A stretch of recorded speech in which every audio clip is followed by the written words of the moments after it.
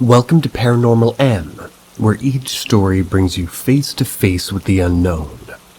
Subscribe and turn on notifications to keep up with our latest spine-chilling episodes. Dive into the eerie with us. My ghost story.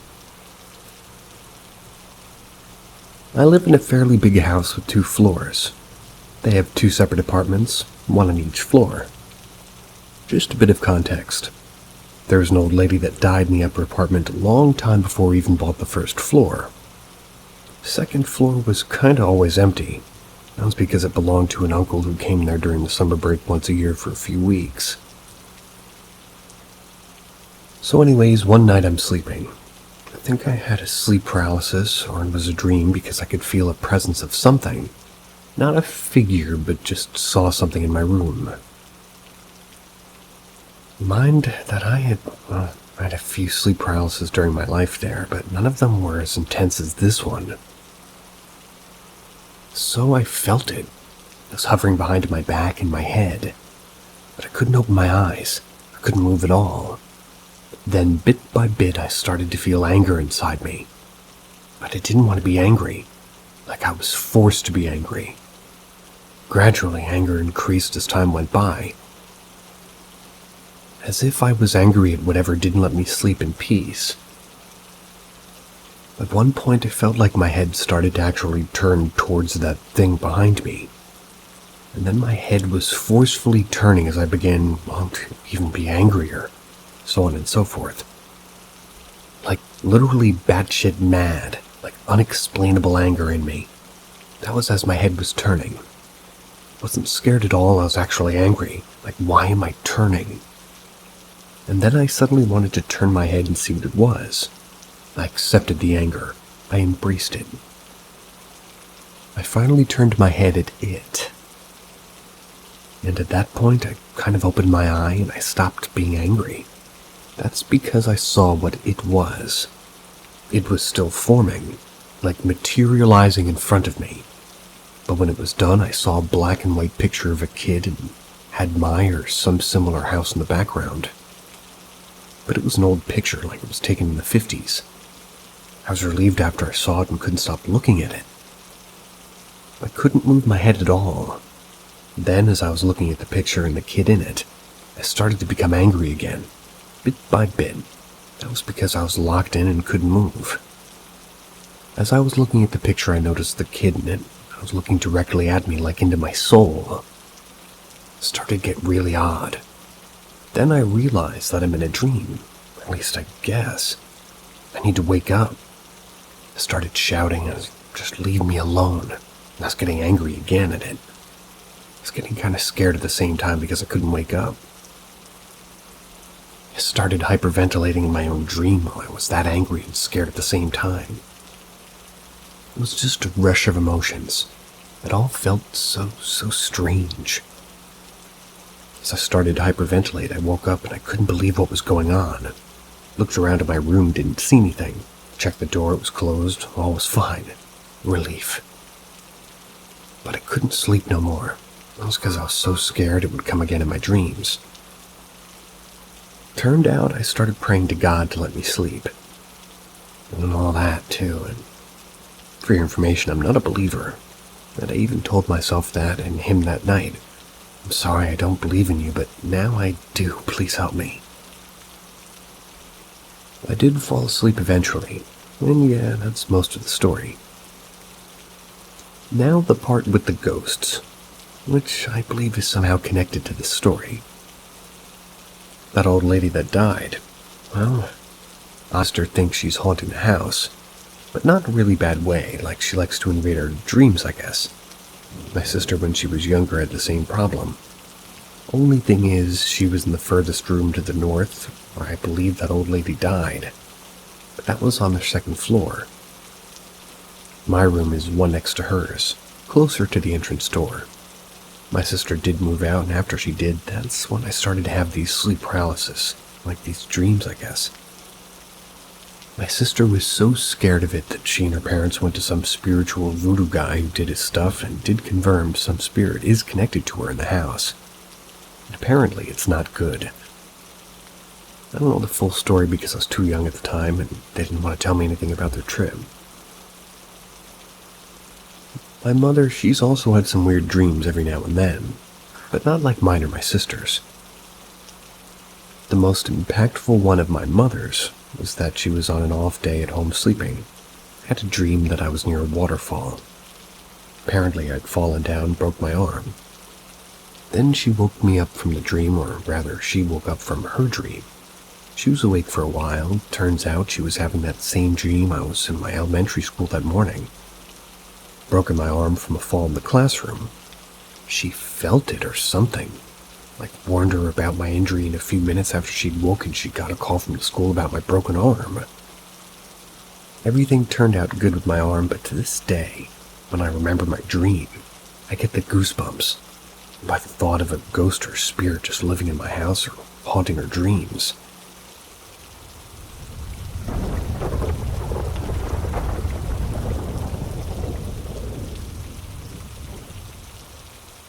Rocks thrown at me as a kid.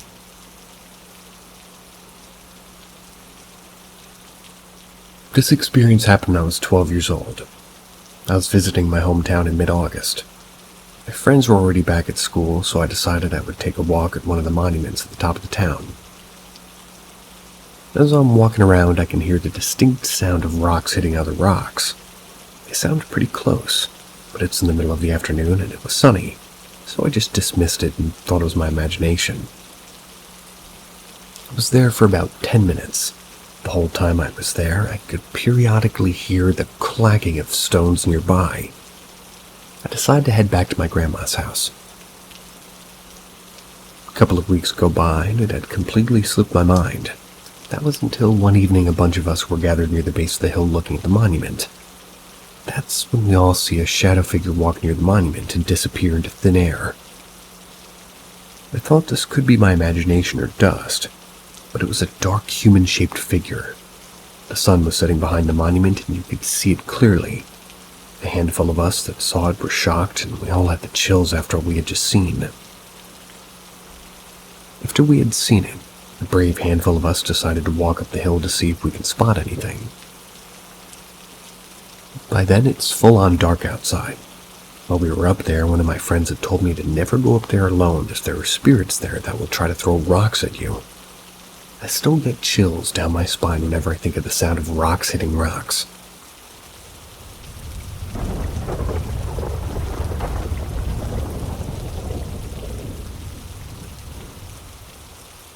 Human Service Agency Ghost. I worked as a youth worker in a small community in Wisconsin for many years. Part of my job was providing childcare for foster parent trainings. Our agency building had a lot of ghostly activity in the many years I worked there. It was not uncommon to have doors blow open in the offices in the basement where there's no airflow, or hearing feet dragging or running across the carpeted office when it was clear you were the only worker in the building. One of the scariest things that's happened, at least while I was facilitating childcare, I was providing childcare to 5 children ages 4 to 8 years old. There's a large room that leads to a group room and like a TV room. That and all the other offices in the basement. In the TV room, there's a large 84-inch television. It was on a stand in the corner. Some of the children wanted to watch a movie while the others wanted to do an obstacle course in the large room leading to the group and TV room. The kids had turned the lights off in the TV room and were standing in front of the TV that lit the room like a movie theater. I was standing in between both rooms just to keep an eye on everybody while my coworker was using the restroom.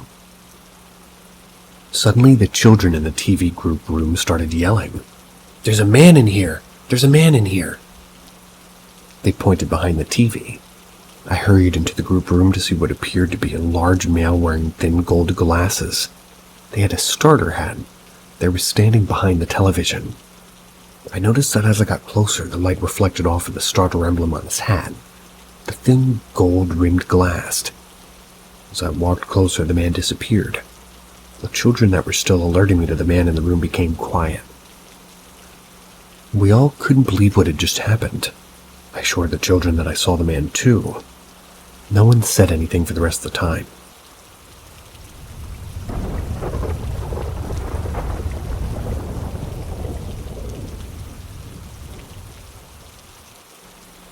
The Paranormal Team.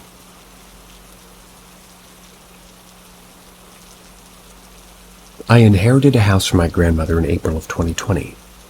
I took a video in the basement of her home under the advice of a colleague that's convinced that I see dead people. I took the video, basically based on the fact that myself and a few family members have seen what appears to be a little boy peering around the door in the laundry room. After careful analysis of the video, my coworker and I observed a few parts of the video where there appears to be ghostly apparitions. I had placed a soji just right next to the doorway for privacy to the half bath in the laundry room. After analyzing the video, I observed the face of an old man with white hair looking around the doorway. In the video, you can see the ghost appear. The old man, white hair, isn't the only ghost in the house, but he is the only one I have a photo of. I contacted a paranormal team to check out the home. A woman named Corey and a man named Ron came to the house from the paranormal team. They started an EVP session in my living room. Corey started the session by asking, "Are there any spirits that wish to communicate with us today?" Suddenly, the energy in the room changed. It was as if the spirits in the house were, frantically trying to be heard.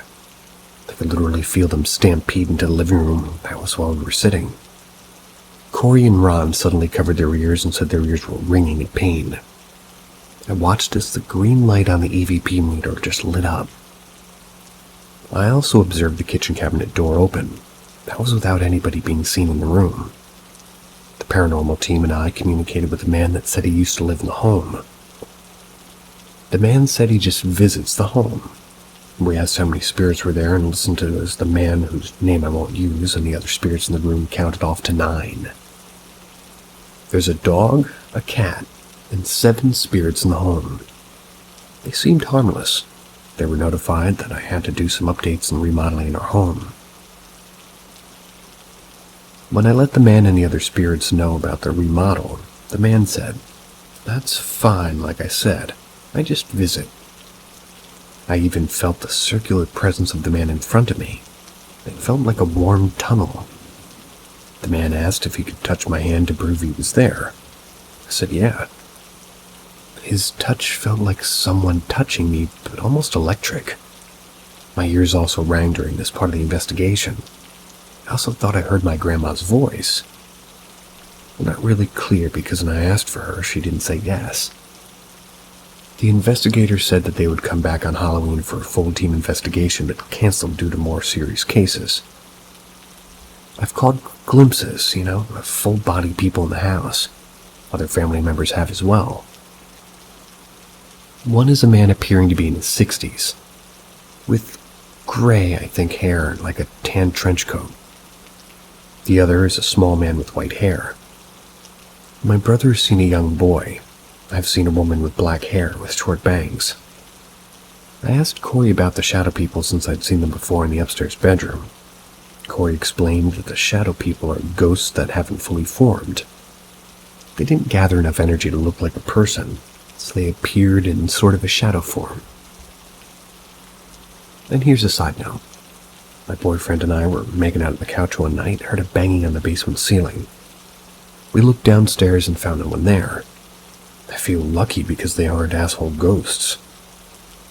The worst part is that I never video recorded the EVP session, mostly because I was concerned that the paranormal team would think I was using them. I felt relieved when I got answers from the team. A few months later, I hired an electrician to update by the electric box since the house was built in 1915. The electrician had some questions while he was working in the basement. I went downstairs to talk to him. He asked me if my house is haunted. As we stood in the basement, I could hear the ghosts just rustling around.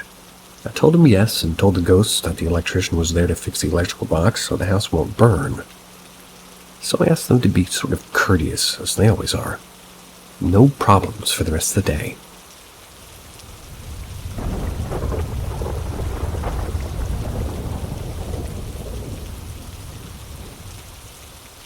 I broke a promise or a vow to something. Came across this sub and figured I might as well share my experience. but it's about Buddhist belief, not Christian belief. There's two parts of my story. Part 1, this happened about a couple of years ago. It was early in the morning, about 5 a.m. I was using the metro station's restroom when I caught some sort of figure from the corner of my eyes. I'm pretty sure the figure was waving at me, but when I turned around, there was no one there. So I jokingly said out loud something like, "If that was really someone, then let's make a deal. If my commute from work to home is smoother, just for the following month, I will perform patidana. It's a Buddhist belief of transferring and sharing merits to the departed for you." Surprisingly, the following month, traffic and commute went really smooth. I always found a parking spot no matter how late I was to the station's parking, and the train I got on was always the one that isn't packed. After that month, I performed the patidana as promised. Everything went back to normal. Suck-ass traffic and suck-ass commute. Part 2. Time went by until this was maybe late January, early February. I had to work overtime until about 11 p.m. My office is in a somewhat old building, about 35 or 40 years old. It has renovation from time to time. Oh, it was like a restroom again. My office's restroom urinal is like a sensor type with no auto flushing. I know that because I worked with the renovation team. But as I was doing my business at the urinal, the next one started flushing all of a sudden. Think of what happened before, and my intrusive thought got a hold of me, which said, "If you're really here, do the sink too." The sink next to the one I washed my hands really turned on. And also a sensor. I didn't walk past that sink, it's in a different direction. Then I made the deal again, same thing. Commuting and traffic stuff. But this time I forgot about it after a month, until about May, which is summer where I live. In my apartment one night I woke up sweating a lot. When I look at my AC's remote, which is hung on the wall opposite from my bed, it was set to fan-only mode, not cooling mode. I was a bit confused, but didn't really pay any attention.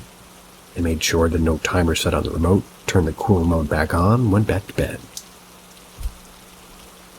The following night it got worse. I experienced something like a sleep paralysis for the first time.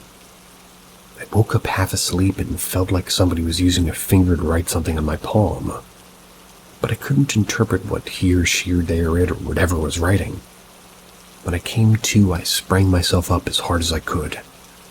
One of the local beliefs is that if you're haunted in your sleep, you must gather all your strength. Try to get up as hard and as fast as you can. My AC was set to fan mode again. The next day I talked with my friend over the phone about what happened. He told me that I might have forgotten the promise. I told him that it was more likely that the sensor might just have glitched.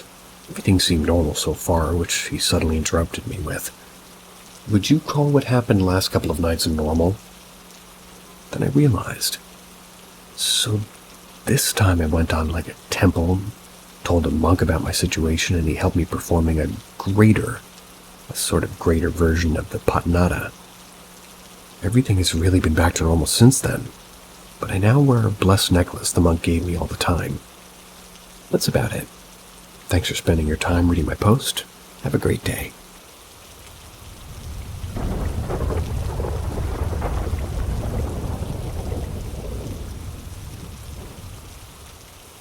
The bathtub.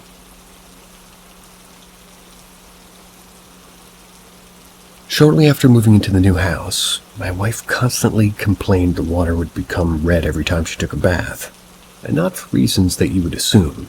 She didn't drink Kool-Aid in the bath either. She also told me that she would begin to feel very alien, or, as she would say, unlike herself, while lounging in the tub, as if something were overtaking her body. Oddly, I didn't share this experience. It only happened to my wife.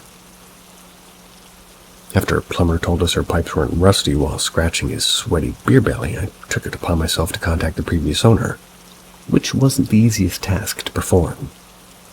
I had to bug the crap out of the real estate company until they gave me his information. A mild-mannered, heavily bespectacled septuagenarian. answered the door, and I rang. After explaining to him my situation, the elderly man sighed and said to me, "I don't know what to tell you, except that my wife took her life in that bathtub. She'd been ill for some time and opened up her wrist. By the time I found her, she looked like a pitiful marshmallow marinating in tomato soup." A shudder immediately surged through my body like a lightning bolt. I returned home that afternoon uneasy, filled with trepidation. My wife and I were moved out by the end of the month. Whoa. Marshmallow marinated in tomato soup. Horrific. Next.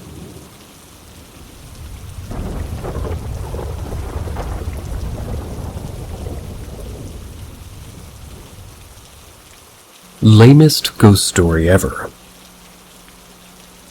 Buckle up.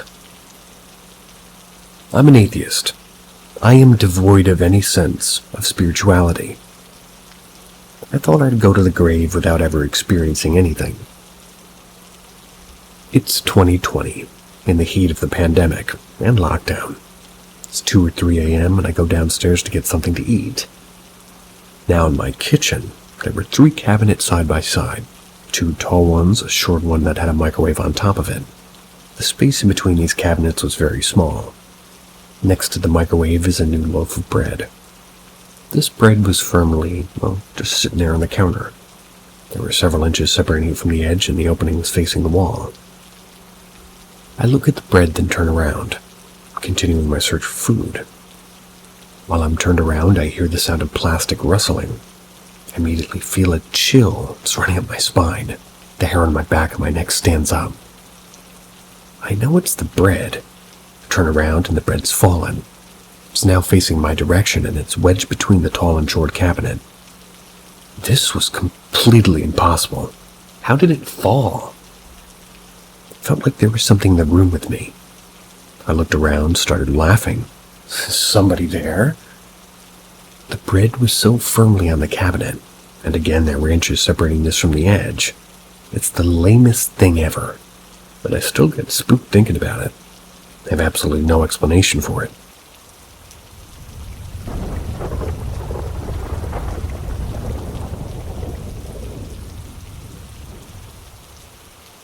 My Crazy Alabama Exorcist Story, 2021.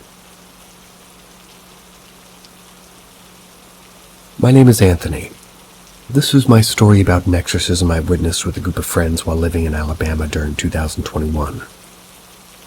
Everything in this story is 100% true. You'll soon discover there were multiple witnesses of this event. Something I never thought I'd ever experience in my lifetime.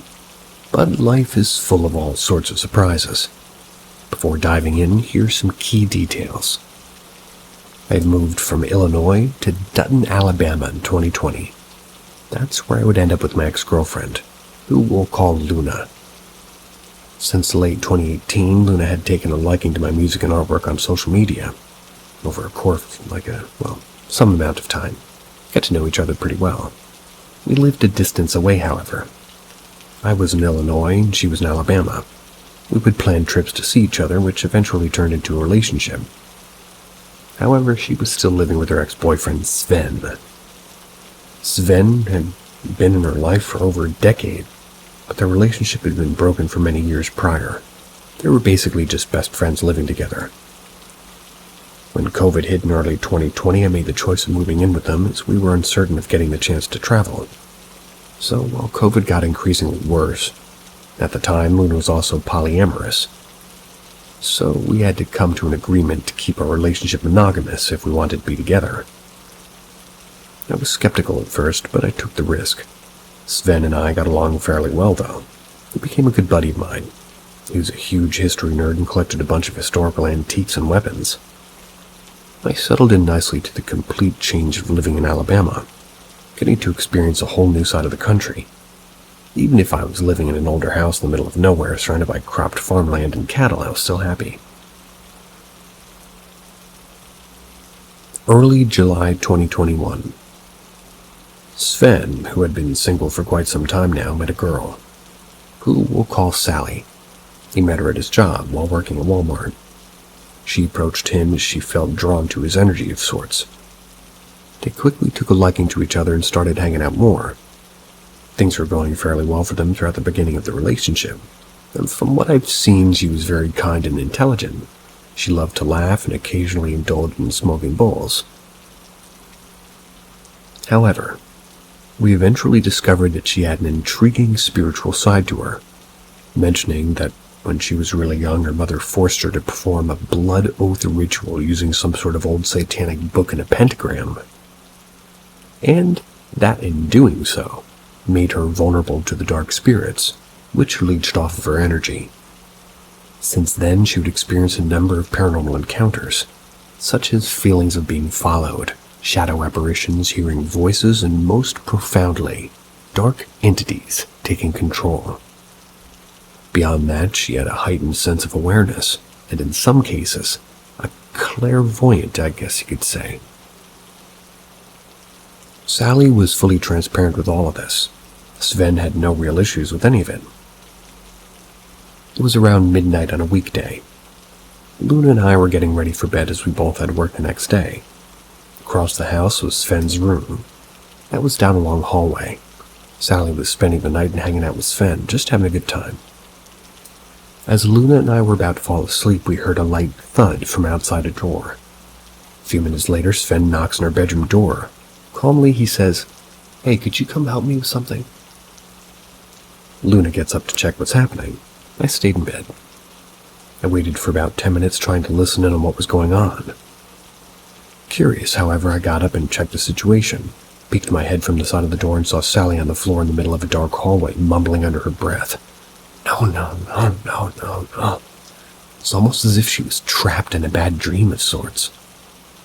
My original thought was that she may have been on drugs and was possibly having a quote-unquote bad trip. No clue at first, so I just stood back and watched with concern. As I observed the situation, both Sven and Luna huddled around Sally. They were trying to comfort her and getting her to wake up. Eventually, we all decided to pick her up and bring her outside to get some fresh air. We lay Sally on the grass. So in the front yard under the bright moon and stars, she's gradually starting to regain consciousness. She's waking up in a haze. As soon as she was able to speak, she said to me with a soft voice, "I can sense you're nervous and confused, but it's okay." Which, yes, I was. This strange occurrence is something that she had apparently experienced many times, so she was familiar with this sort of thing happening. She explained it as basically getting trapped in a dark void of sorts, and that she's essentially unconscious with no ability to recollect anything that happened at all. And being that Sven and Luna are more aware of spirits and energy, they knew almost instantly what was going on and took precautions to alleviate the situation. After she gathers her thoughts and regains her energy a bit, we bring her back inside and lay her on Sven's sofa, while Sven holds her in his arms. He points out some scratch marks on the back of her shoulder that weren't there prior. Looked fresh, almost as if clawed by a big cat. He also states that for some odd reason, like she was being drawn into the bathroom across the hallway, that her face went completely blank. So she had this blank face while slowly walking out of the room. He even points out the light in the hallway between the room and the bathroom, which had blown a fuse right after she had collapsed near the door. That had me spooked, and the light hadn't worked ever since. Once Sally was able to speak to us more clearly, she told us that something was trying to trick her into going to the bathroom across the bedroom.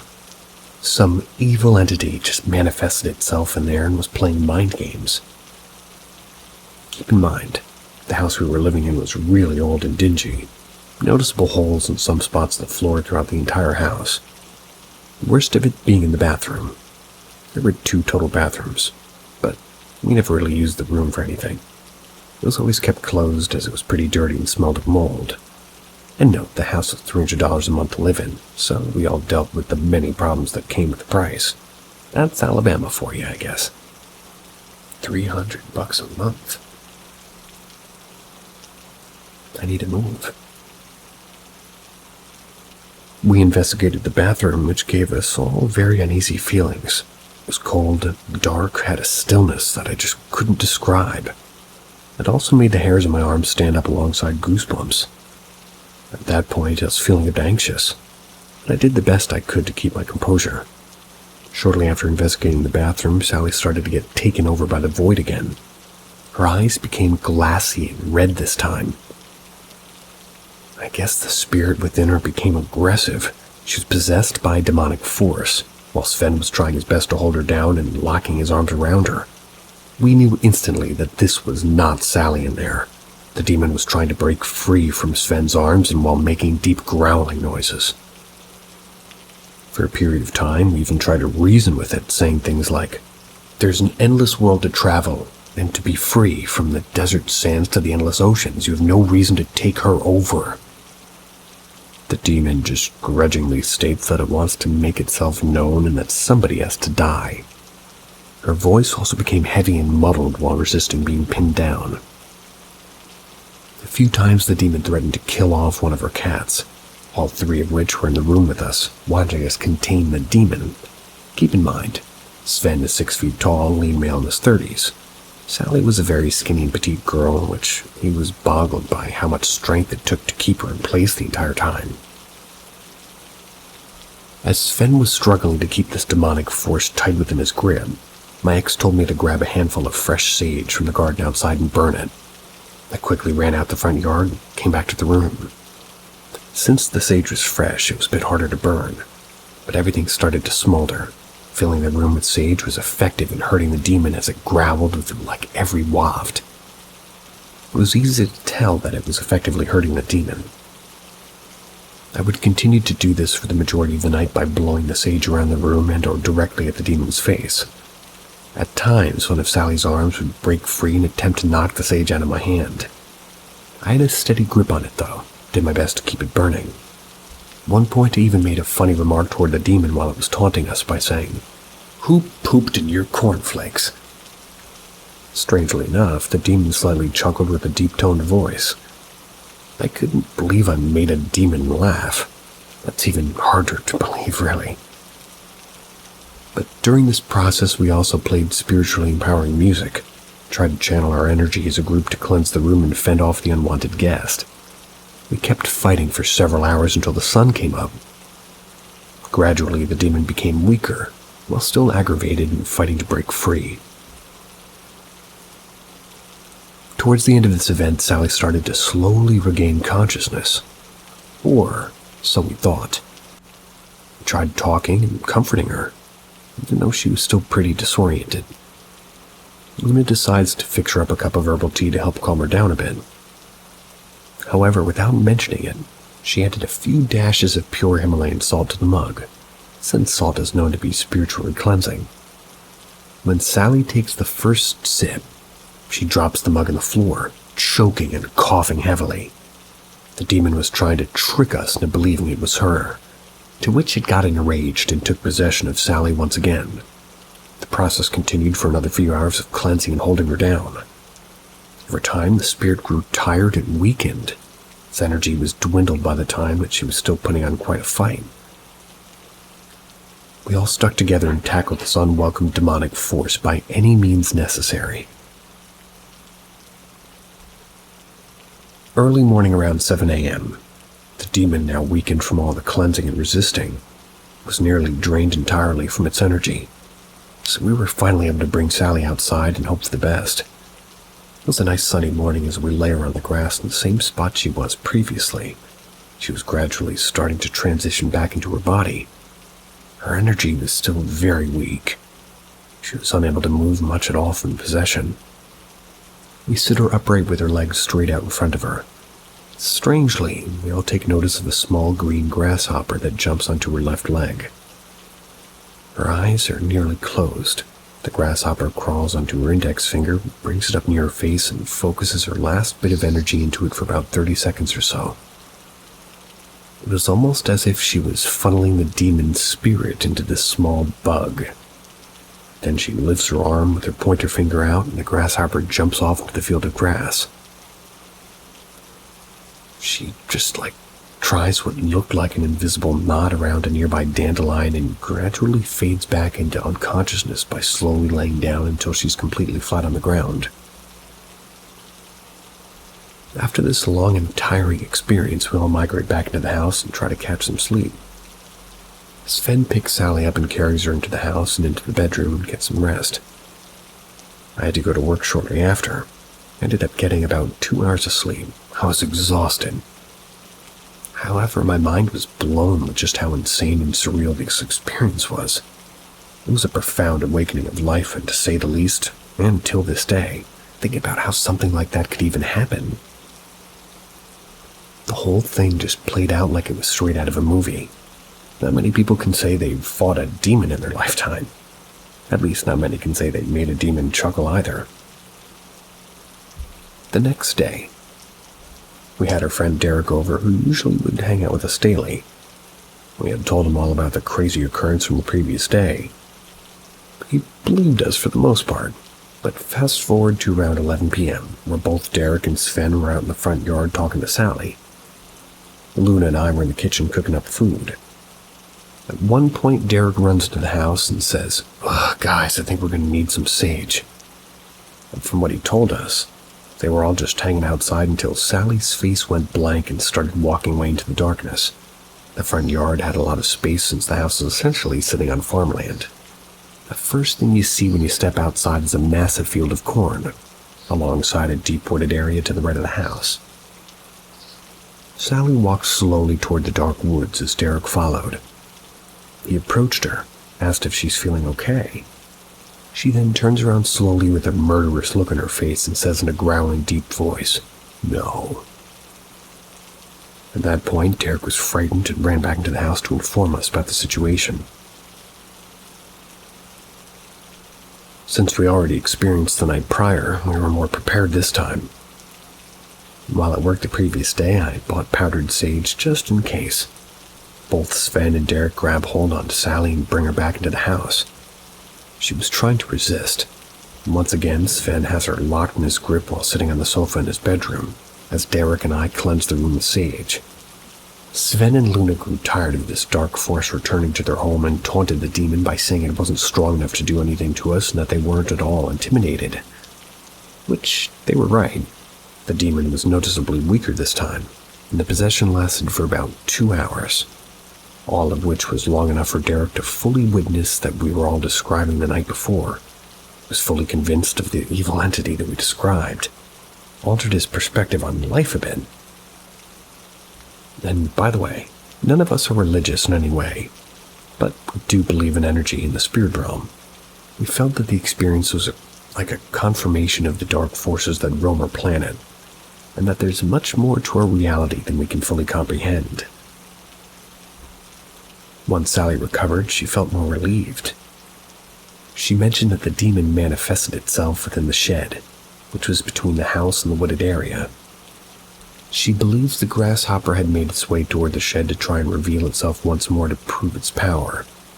But oddly enough, Sven mentioned that while he and Sally had taken a shower together earlier that day, he noticed at one point that Sally was speaking in 2 voices at once. The other voice sounded noticeably deeper and distant in his left ear. Found it a bit strange, of course, but he did dismiss it as he was still tired from the previous night and didn't really think much of it at first. He states that the other voice came from the direction of where the shed was. If you looked out the bathroom window, you would see the shed directly outside. Given the experience later that night, however, revealed more of what truly happened. The demon was still lurking with the intentions of controlling Sally again. After that had happened, we never encountered any more strange or unusual situations. We would go on to tell our story to friends and family, where the majority of them would mostly believe what happened. And since then, Sally broke up with Sven about a week after the event and was heartbroken for a good while. They lost contact with each other, so we'll never truly know if she's doing any better. But I, on the other hand, ended up leaving Alabama after a breakup with Luna. We left on good terms, though, and I occasionally keep in contact with all of them. It was quite the adventure for the 2 years of living there. But despite the strange encounter, I'm glad I was able to experience it the way I did.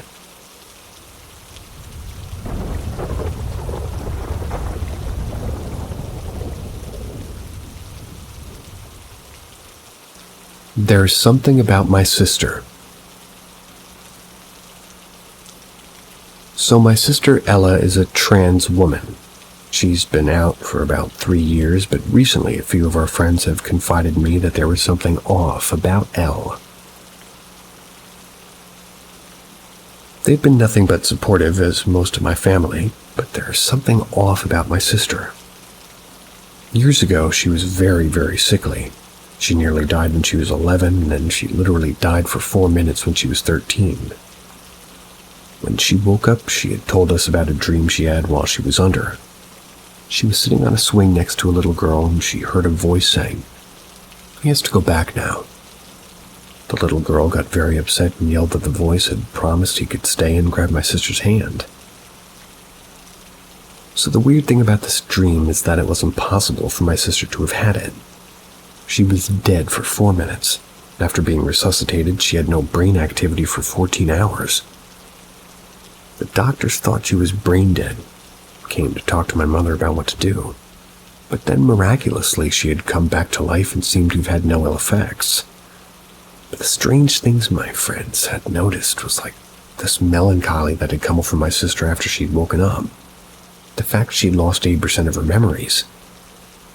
But when she came out as trans, we chalked it up to gender dysphoria.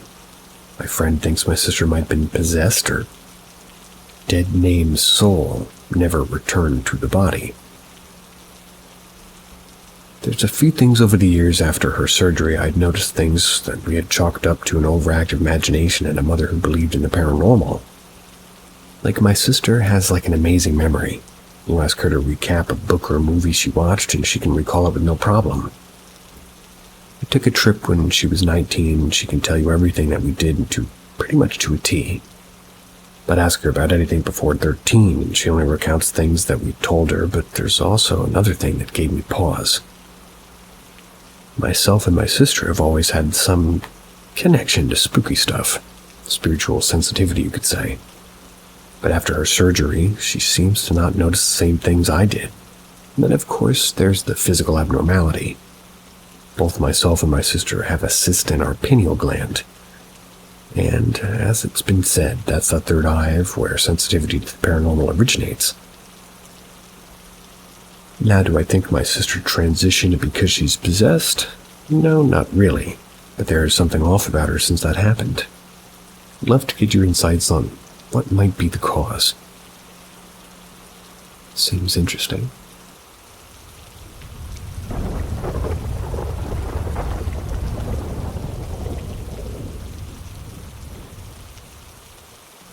This still haunts me, all of it. I go a little off track and talk about something more recent, but this is all true, and I want an explanation. I was 7 or 8 years old, so this was 10 or 11 years ago now.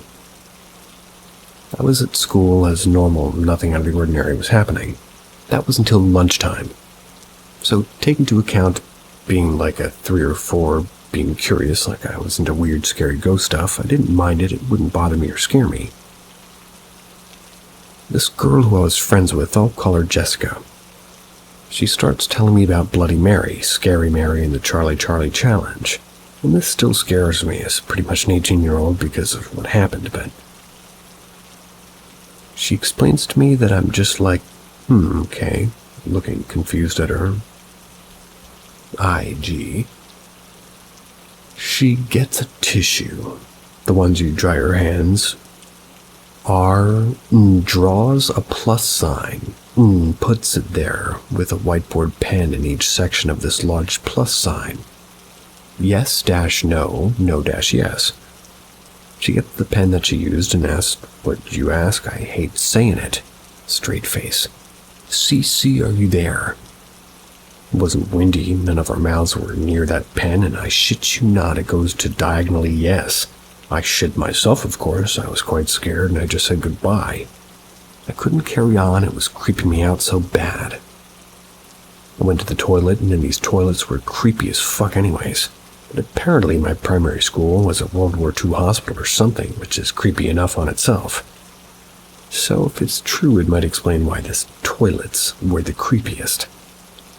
I wasn't scared to go in these toilets on my own until after this, anyways. I was in the toilet doing my business, taking count my friend Jessica was doing Bloody Mary or Scary Mary. I literally screamed, "Don't do that in here, I don't want to be in here, Jessica, oh my god, stop." She said it twice before she stopped. She left just as I was done in the toilets and said she'd meet me outside in toilets and doors closed and the fucking lights turn off. Of course I was scared as fuck, so I quickly pulled my stuff up and ran so fucking quickly to leave I wanted to cry. Nothing else happened that day with me, Jessica. Of course my parents picked me up from school, and I didn't speak of it because I was scared and I was trying to keep my mind off of it. I wasn't concerned about anything because I tried not believing it. I started feeling sick after tea, and so at the time I shared a bunk beds with my sister, so I climbed up the ladder and tried wrapping up and going to sleep. I would usually put my whole body under the cover but leave myself like a little air hole so I didn't suffocate. I'd go to sleep. It's around 2 or 3 a.m. by now, and I woke up. Nothing abnormal, or so I thought. This is where it's kind of blurry, but I remember hearing absolutely nothing but what sounded like banging on the fucking floor. No one was awake because I'd be able to hear my parents chat and shit or whatever they do downstairs. Strange as well because I could hear banging, but Diesel, our dog, wasn't barking. I had a million thoughts, just try not to cry, try not to move at all in case there was some kind of fucking demon motherfucker. It's kind of funny when I put it like that, but it was so fucking scary. It would stop, then start again, stop, start, until I stopped completely. I was fucking swearing. I heard somebody whisper my name. All I heard was "God." Sounded like Chinese whisper, like the game. I didn't say a word. I stayed underneath my covers for the rest of the night, and I got back to sleep, and I didn't tell my parents about it because I was so scared and I just wanted to forget about everything. This happened at my mom's house. I still love her, ATM, and this house is still so creepy. There's so many things that have happened in this house, and I still refuse to be in this house fully on my own because of everything I've heard, everything I've seen, and everything I've been told too. But another thing, I also refuse to live alone, not only because of mental health, but I've been at my boyfriend's uncle's house while they were on holiday. Of course, I got permission to stay with my boyfriend to look after the house, but my boyfriend was going to college, gave me a kiss, told me he loved me, posted the keys back to the door so I could get back to my parents that day. I went back to sleep until about 11 a.m., called my mum, and shit you not, someone ran past the living room door. I told my boyfriend's uncle's girlfriend, and she says there's a ghost man or a shadow man in their house. I'm pretty sure something along those lines. Never looked at something so shit scared before. Haven't been there since, and to be frank, I haven't been because I'll only go around with my boyfriend. And I forgot to add this earlier. That was the Wednesday off of week me and my boyfriend stayed. We stayed from Sunday to Saturday next week. The first night we slept on the sofa and woke up around 3 or 4 a.m. to banging like somebody trying to stab holes in some of those microwave meals. I hid myself and tried to just reaching for my boyfriend's hand, but he wasn't there. I asked him about it, and he said he wasn't in the kitchen. He went to the toilet. This fucked me up for the whole week, and I said maybe I had a sleep paralysis thing again. I've had sleep paralysis at his before. It was scary and real weird to me. Anybody have any explanation?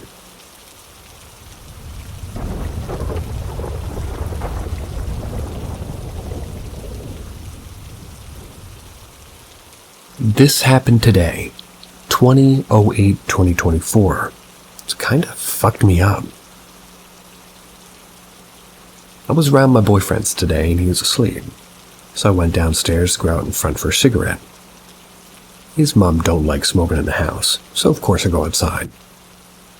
Tyler's, my boyfriend's brother, and his mate was there, and he was just talking in the living room because my boyfriend was asleep. I'm just sat there talking to my boyfriend's brother and his mate out there nowhere. Reese, my boyfriend's brother's mate, just says, "Did you see that?" to Bailey, my boyfriend's brother, says, "Yeah, what the fuck?" I just look confused at them both and I say, "What? What the fuck are you going on about?" They both saw something go from the bottom of the stairs all the way to the kitchen. Something falls in the kitchen. I ask if it could have been the cat, but both Bailey and Reese say, no, it was tall. I said, what use bullshitting? We all got up and go to the kitchen. There are the cats in the kitchen, most likely the whole time. Bailey and Reese go to the dining room and say how cold it is in there. Anytime I've been in there, it's genuinely a lot colder than the rest of the house, and none of the windows are ever open.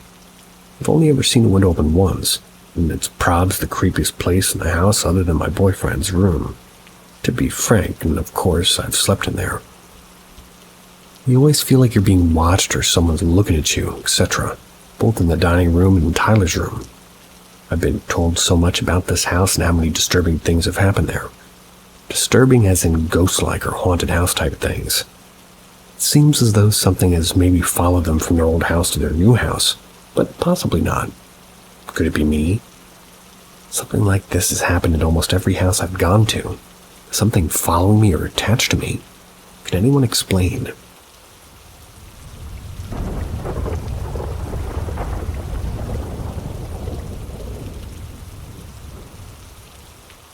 UFO sighting.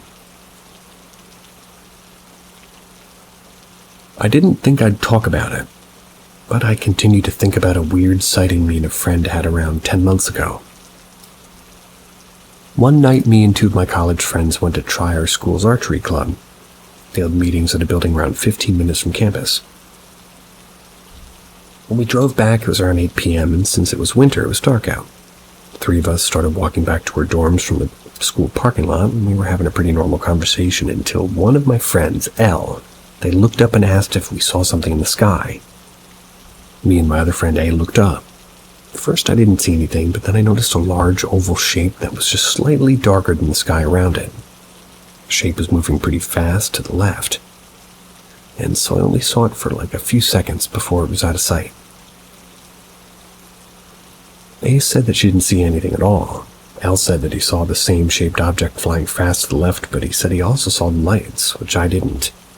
We were really weirded out by it since it was just way too large to be a drone and didn't resemble any sort of plane.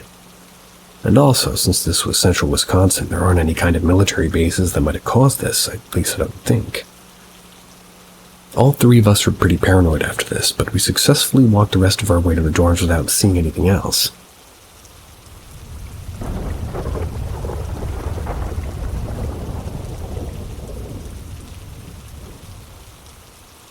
Love vigilantes. A friend of mine, we'll call him Doug. They own a split-level house in a suburb of Dallas. Every time me and a mutual friend of mine would visit, we would experience strange things. Doug would laugh us off. He was not superstitious and didn't believe in those kinds of things. It is odd to note that he's been the house's only owner, and no one's died there. And using an online database, whose name escapes me, I was able to see like an aerial view of the land going back many years. No other structure stood on that plot for generations. One night, the three of us were upstairs listening to music. I glanced over, and for a split second, I saw a man on the stairs. He was blonde, dressed as what I would assume to be a World War II soldier. I screamed. The guys looked, saw nothing, and thought I was nuts. Later that night, me and the mutual friend were laying in the guest bed in the dark and just talking. Suddenly, my phone starts playing Love Vigilantes by New Order. I love New Order, but I've never played that track specifically. In the morning, our mutual friend looked up the lyrics, and it's about a man who comes home from a war, only to discover that he's actually a ghost. I wasn't really sure what to make of this, but was it a ghost, a coincidence about my phone?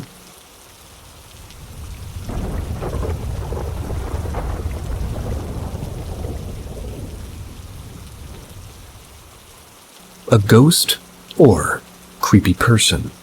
Still not sure. This story has rattled around in my brain for years and years. I'm not a believer in much, but my significant other and I were recently watching some of those corny top fives. I brought up this whole thing from my childhood and still have no explanation. So, here goes, I guess. When I was young, I lived in a very rural town in northern Michigan. Like, so rural, the population is, like, easily 50% Amish. Our house at the time was pretty out of town. I lived on something like 20 acres of land, pure fields and forest behind my house. No street lights on this road or anything because it was dirt and it's just pretty common there. My folks and grand still live in the same town, so I'm out there often. I was 14 at the time. It was a few days after my birthday, so midwinter I'd gotten a new PC and my mother and I were both playing EverQuest. Pretty cool. We kept the computers in the same room. It was kind of the way we spent time together. The computer room was right off the front door. Like you'd walk into the house and be right facing that room, and the house was pretty small. But we were doing a raid that night. It was like really, really late that night, between 11 and midnight, maybe even later. And out of nowhere, these loud knocks just bang on the front door, like 3 or 4 knocks. Super loud. We looked over at the door, and the bang, like 3 more knocks. My mom and I just kind of look at each other, and she goes, "So you heard that too?" Dudes, my stomach flipped because, like, ick, right? I go to the door, I stand there for a few, and I open it. Nothing, not a soul. For a second, my brain was like, prank. Whatever. Then I look down, and there's snow all over the porch, and it's perfect untouched snow. No footprints, no marks at all. There was like this wheelchair ramp, one of the really long, gentle slope ones. Went all the way to the driveway, nothing, not a single mark. My mom and I still talk about it occasionally, and it weirds her out big time. Now here's some weirdness my brain didn't connect until I was talking to my significant other about it. Outside of this house is a massive tree, like huge. One of the big sections of this tree had been cut off, like a whole third of the tree where its branches off from the trunk were. Wish I had pictures because it's kind of weird, but my friend and I had just been sitting under a tree later in the year, spring or summer. I'm not sure, but it was nice enough to sit in the grass. We had this old dude who rode up and down on like a mobility scooter. Lived maybe a quarter mile up the road. Pulled up on the side of the road and called me over there, and he asked me if I lived there. I said yes. Then without missing a beat, this dude asks me if I knew the tree that we were sitting under is where somebody had died. Just kind of stood there and he pointed to where the tree had been cut. Said that the old owner's kid hung himself there. Then he rode away just kind of talking to himself. Friend left because she was freaked out. I don't know if what he said actually happened. Never dug into it, but dude was always up and down the road yelling, singing, and talking to himself. Sounds a little bit like my kind of guy.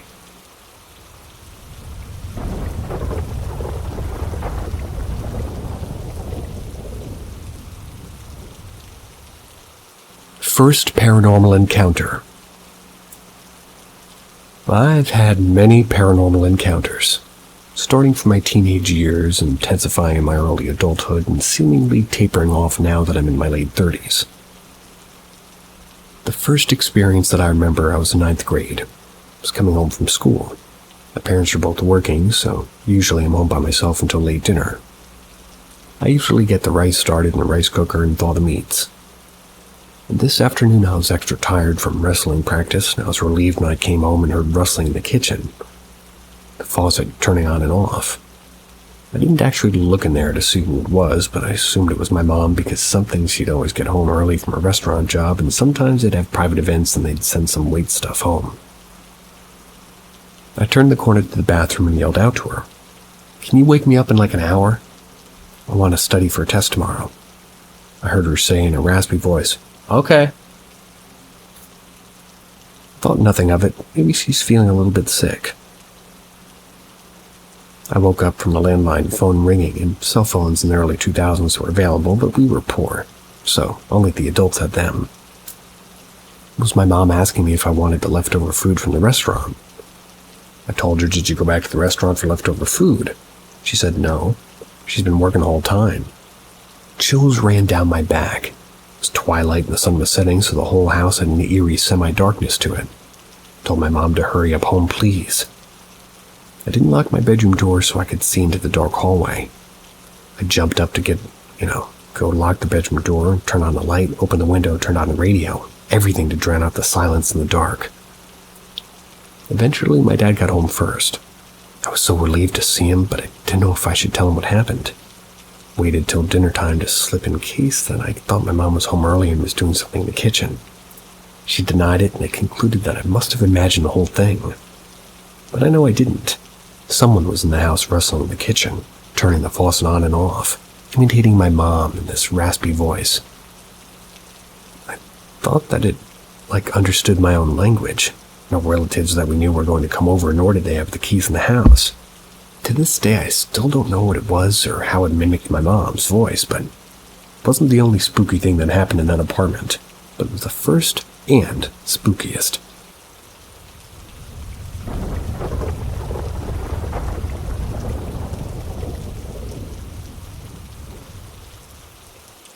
The only ghostly apparition I've ever seen. I've experienced paranormal events throughout my life, starting from high school until now, although it's tapered off recently in the middle, sort of in the middle of my life. So that's from things like sleep paralysis, shadow figures, whispers, phantom touches, also to growing up in 2 haunted apartments. The only time I've seen a solid apparition while awake was when I was in graduate school in Tennessee. I was at school all Thursday during the day and was just kind of cramming for an exam, so I stayed up all night.